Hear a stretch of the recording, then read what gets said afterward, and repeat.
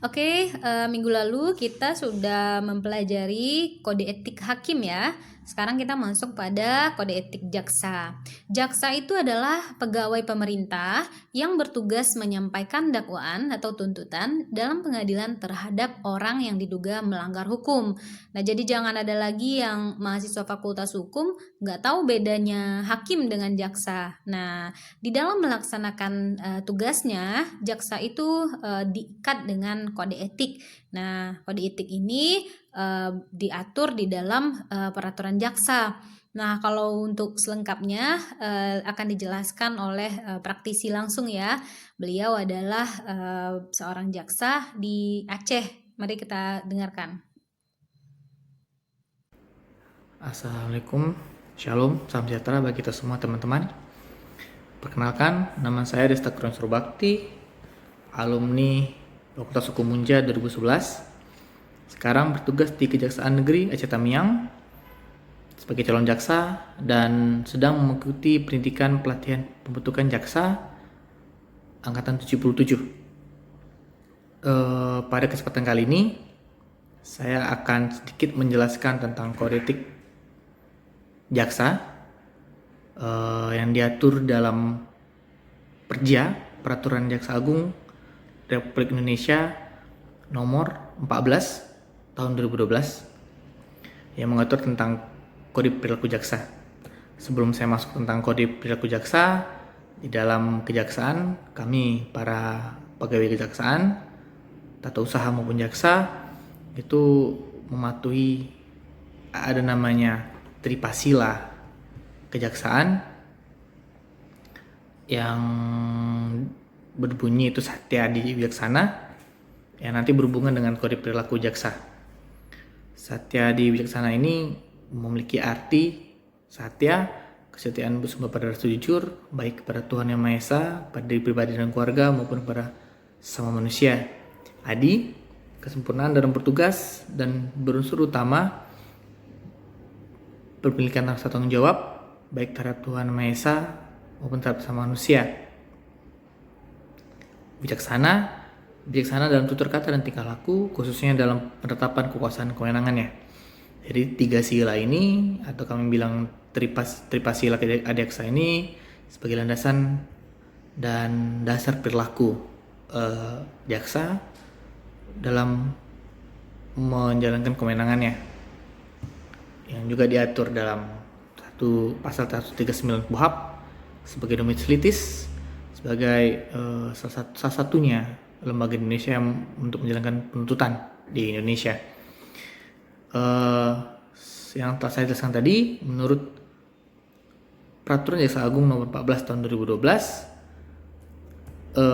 ada beberapa ketentuan umum kode perilaku jaksa dalam bertugas yang dimulai pada pasal 3, yaitu kewajiban jaksa pada negara. Pertama, setia dan taat kepada Pancasila dan Undang-Undang Dasar Republik Indonesia tahun 1945.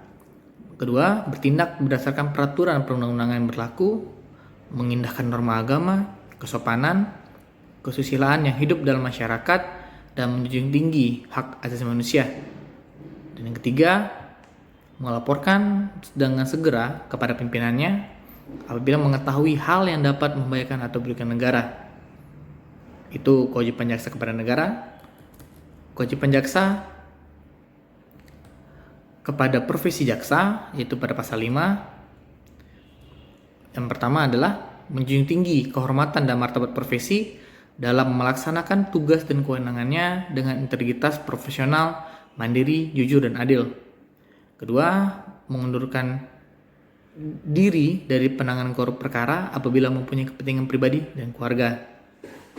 Ketiga, mengikuti pendidikan pelatihan sesuai dengan peraturan kedinasan yang saya laksanakan sekarang, meningkatkan ilmu pengetahuan, keahlian dan teknologi, serta mengikuti perkembangan hukum yang relevan dalam lingkup nasional dan internasional. Yang keempat, yang kelima, menjaga ketidakberpihakan dan objektivitas saat memberikan petunjuk kepada penyidik. Yang keenam, menyimpan dan memegang rahasia profesi, terutama terhadap tersangka, terhadap yang masih anak-anak dan korban tindak pidana kesusilaan, kecuali penyimpanan informasi kepada media tersangka atau keluarganya, korban atau keluarganya, dan penasihat hukum sesuai dengan peraturan perundang-undangan. Yang ketujuh, memastikan terdakwa, saksi, dan korban mendapatkan informasi dan jaminan atas haknya sesuai dengan peraturan perundang-undangan dan hak asasi manusia. Dan yang terakhir, yang kedelapan, memberikan bantuan hukum, pertimbangan hukum, pelayanan hukum, penegakan hukum, atau tindakan hukum lain secara profesional, adil, efektif, efisien, konsisten, transparan, dan menghindari terjadinya benturan kepentingan dan tugas bidang lain. Kode etik yang terakhir tadi tentang memberikan bantuan hukum, pertimbangan hukum itu merupakan fungsi kejaksaan dalam fungsi perdata dan tata usaha negara, di mana masyarakat umum bisa ataupun boleh datang ke kejaksaan untuk menerima pelayanan hukum tentang penerangan hukum tentang hukum-hukum baru, contohnya seperti kemarin undang-undang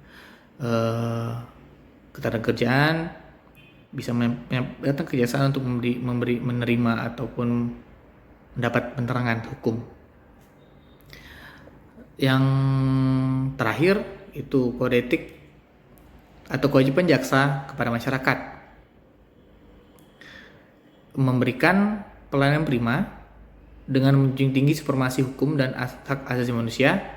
Dan yang kedua, menerapkan pola hidup sesuai dengan nilai yang berlaku dalam masyarakat. Masih ada banyak lagi tentang kode etik kejaksaan yang mungkin lebih baik ataupun bisa teman-teman baca di Peraturan Jaksa Agung Nomor 14 Tahun 2012 agar lebih jelas. Pada kesempatan ini saya menjelaskan sedikit. Jika ada pertanyaan ataupun saran-saran, mohon bisa dihubungi saya. Nanti bisa dihubungi saya melalui Instagram ataupun lainnya. Terima kasih. Assalamualaikum. Shalom. Salam sejahtera teman-teman. Nah, itu dia ya penjelasan mengenai kode etik jaksa di dalam melakukan tugasnya. Semoga nantinya di kelas etika profesi hukum ini akan ada yang menjadi jaksa-jaksa yang profesional dan berintegritas untuk dalam menegakkan hukum. Semoga ya. Sekian kuliah kita untuk hari ini. Terima kasih. Assalamualaikum warahmatullahi wabarakatuh.